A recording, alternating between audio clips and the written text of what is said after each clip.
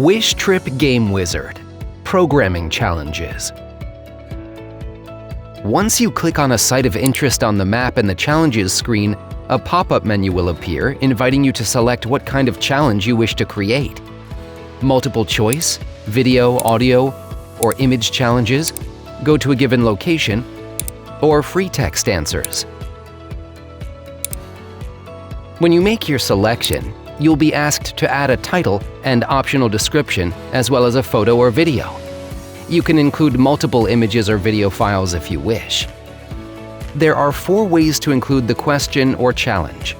You can put it in the title and use the description to provide more information the players may need. You can put it in the description and use the title as a teaser.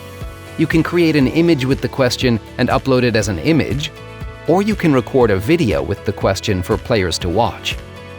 If you selected a multiple choice challenge, you will also need to provide 4 possible answers and indicate the correct one on this screen.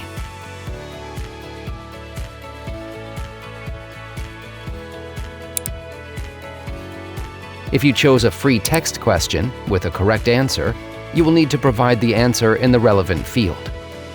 Players will have to exactly match your text to have their answer shown as correct. Now, press Next to move on to the Post-Challenge screen.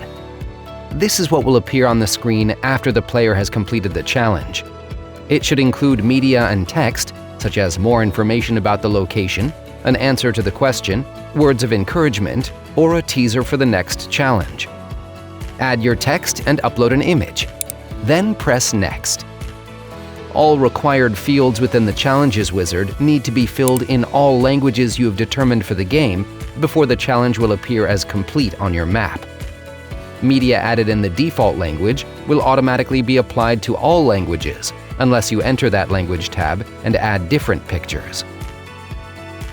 Now check out the next video to learn how to adjust the settings for each challenge.